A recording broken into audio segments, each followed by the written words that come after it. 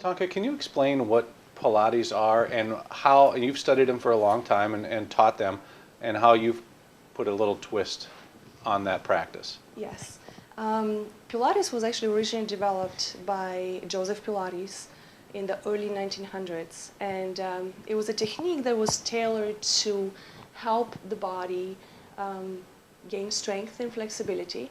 Joseph Pilates actually had an extensive background from a medical perspective. He was actually a nurse, and he worked with a lot of the injured soldiers before he came to the United States during World War I. So Pilates as a concept is actually very, very interesting, where the body is constantly put through exercises that provide strengthening and flexibility at the same time. I studied Pilates for a really long time. I actually started in 1997 with Pilates, and I studied in New York with Romana Kruzanowska, who was Joseph Pilates' right hand for 50 years, and really enjoyed the work in Pilates until I reached a point where I started to notice that Pilates works for some people, but completely did not work for some people. And usually the people that had the more dysfunction in the body, Pilates did not really help them that much.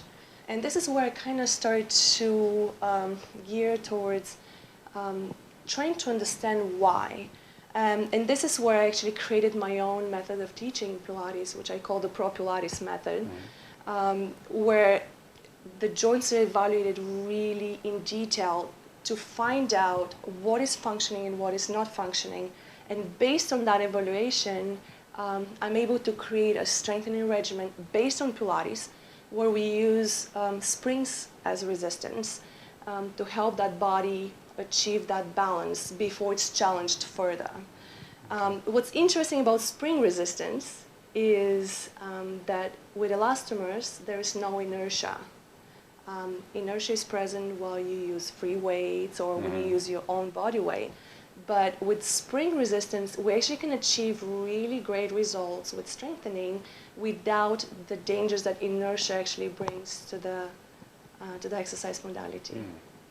You know, a lot of doctors will tell us in order to get healthier, diet is big and exercise is big. A lot of people don't know where to start.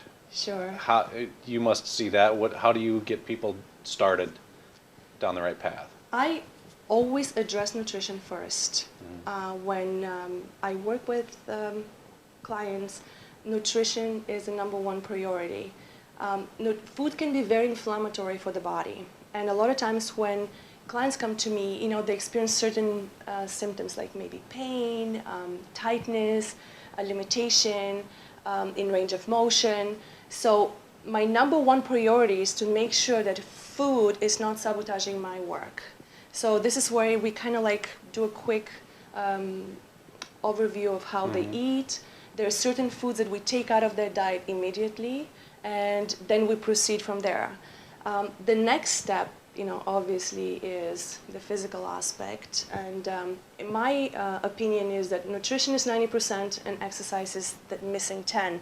But here's the thing, even though it's 10% of the overall you know, health continuum, exercise is still a very, very important part, which we cannot achieve. The benefits that exercise gives us, we cannot achieve without having that component and just doing everything through nutrition. So that's how I usually start. Nutrition first, very detailed evaluation next, before we proceed to strengthen the body.